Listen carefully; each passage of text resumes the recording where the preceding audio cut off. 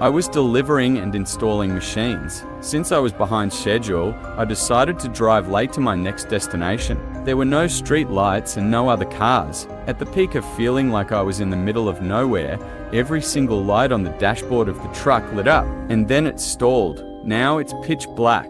I am stopped and the truck isn't restarting. I shut everything down and started making phone calls. I looked up and saw something move in front of the truck, just out of the distance of my hazard lights. I finally got a hold of someone and they told me it would be 2 to 3 hours before they could get a mechanic for me. So now I am sitting in silence. The only noise is the clicking the hazard lights are making, and I am staring out the windshield into a void of darkness when I see movement again.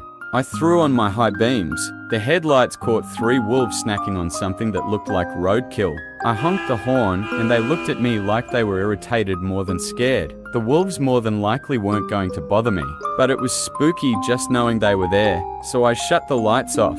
I suddenly heard what I can only equate to a woman's scream of terror that sounded like it came from right behind the truck. Then something slammed into the side of the truck, hard enough to rock it. I turned every light on and laid on the horn. I was checking both mirrors, and the only thing I saw was a shadow bolt across the road. I also noticed the wolves were gone. From every nature documentary I've watched, the only time predators leave food is when there are bigger predators around. I could hear it thrashing around in the brush nearby, breaking sticks and what sounded to be logs. I basically had the steering wheel gripped, all the lights on, and was feverishly looking out the windows and through the mirrors to make sure nothing was around the immediate area of the truck.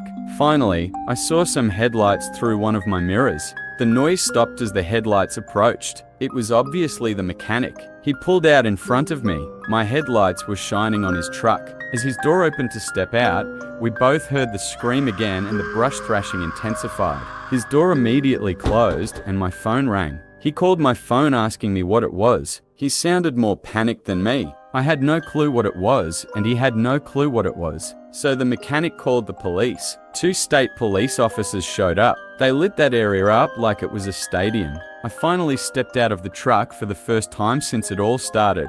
We heard that scream 3 more times while the mechanic was working on my truck. Thankfully, they were getting further away. The cops had no clue what it was either. They were kind of spooked too. The mechanic finally got my truck running, and I made it to my hotel for the night. On the side of the truck that was hit, there was an indentation about the size of a basketball, about 7 feet off the ground. I have no idea what it was. I probably never will. I do confidently know that I will never, ever drive through the Upper Peninsula at night again. I service fire equipment, so I drive a box truck. I was in rural northwest Pennsylvania, returning from a service call and heading towards the interstate to go home. On the way to this customer, I saw a small pickup truck on the interstate whose right rear tire was steadily deflating. A mile or so before my exit, they pulled off to the side. I didn't stop to see if they needed help and felt a little bad about it. As I drove down this dark, twisty road, I passed a Dodge Durango that was pulled over into a barn driveway. There was a person lying on the ground behind it, struggling with something. It looked like the guy was trying to change a tire or get the spare out from under the Durango. Remembering the pickup from earlier, I decided to turn around and see if he needed help. I pulled into the first driveway I saw, about a quarter mile down the road, turned around, and headed back. Halfway back, the Durango passed me, going the direction I had originally been headed. I got back to where I had seen the Durango, planning to turn around again, but as I swung into the driveway, my headlights caught a figure lying motionless in the snow. I stopped and jumped out just as the figure sat up. It was a woman, maybe in her 40s, in a thin, torn black skirt and top. Her hair was mussed. Her eye was starting to swell. She had red marks on her throat, and her lip was bleeding. I helped her up, got her into my truck, and cranked up the heat. I had taken my jacket off, so I gave it to her, and she covered her torso and arms. She didn't want to say anything, her throat was sore, and she was badly frightened. I called 911, and they dispatched a police car. I gave her a bottle of water, and she whispered, "Thank you," then sat with her head bowed and eyes closed. It took about 15 minutes for the police car to get there, and she stayed silent. As the car pulled in, she said, mostly to herself, "He's gonna arrest me." The trooper walked up and motioned me to exit, asked her if she needed an ambulance. She declined. Then asked me what had happened. I explained what I had seen.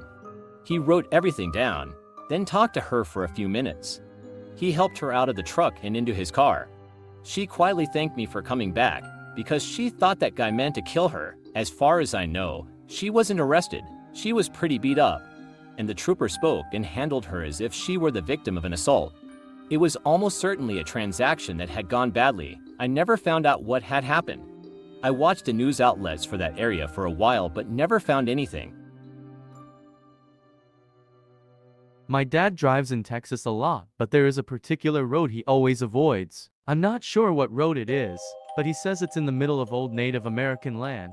One night as he was driving through, he kept seeing shadows running alongside his trailer. Every once in a while he would hear a loud bang as if someone was slapping the side of the trailer. He decided to stop and see if a tire had blown, because that's the only thing that could be making that noise. He did his usual walk around, checking the tires, but as he turned the corner, he heard a laugh, and a shadow took off running down the road. Needless to say, he pooped his pants, jumped in the truck, and didn't stop until daylight. Apparently he saw the skinwalker standing on the side of the road with his arms crossed about 15 miles later.